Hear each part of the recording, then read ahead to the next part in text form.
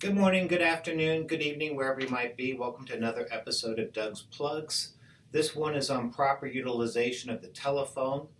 I like to ask three questions on every call to be a little bit different or more unconventional, to ask more questions instead of pitching them something. The first one is, did I catch you at a bad time?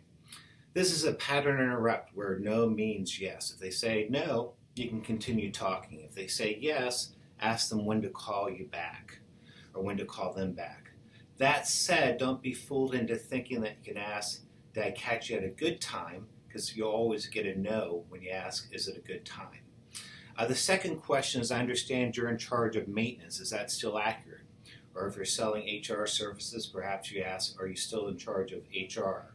Are you still in charge of accounting? Are you still in charge of bookkeeping? Whatever you're selling, gear it toward the title of the person you need to see. And then the third is to tie it in or customize it to the customer by saying, I specialize in helping maintenance supervisors who are frustrated with downtime, aggravated with having to improve safety, and worried about hot work permits and accidents caused by welding. Should we continue talking?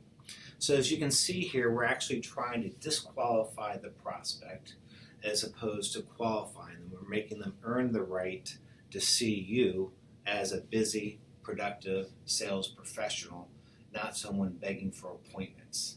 That leads me to the second key to the telephone. As I found out early on in my career, you want to break it into bite-sized pieces. So from the late 80s, I've always been calling early in the morning. In my current industry, that might be 6:30 to 7:30 or 7 to 8. If I call after 8, most of my people that I call on these days are gone and busy. Another time is lunchtime. And the third time is shift time or the end of the day. I like to make 4 calls after 4 and sometimes 5 calls after 5 and always 8 calls before 8. But again, that depends on your industry. And then there are 3 things to remember. But the number one thing to remember is to always have a positive attitude. When it comes to the telephone, your attitude is everything. So you want to keep that in mind. But first of all, remind yourself, one, customers will take your calls, especially if you offer value. They likely even need someone or someone like you, and they might even need you specifically. And in many cases, at least in B2B sales, it's their job to find solutions. And always remember, you don't know what they're thinking. So have a positive karma. We get what we think about. So think the prospect will take your call. The second key is to engage the prospect. You always want to be prepared. I'll even work from a script just because I want to make sure my words have the most impact. And on the phone, you don't have the advantage of body language. I also like to always talk while standing up. I find that keeps my energy level higher. Be prepared to make your calls. If they say I'm not interested, there's really only 2 reasons. A, you're not saying anything interesting, or B, you're talking to a non-decision maker, the wrong target. So talk to the right people. Say something interesting. I specialize in helping. You're there to help them.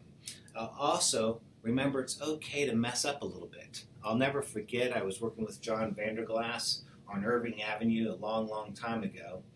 And he said, hello, Mrs. Jones. I was over to see Betty Lou.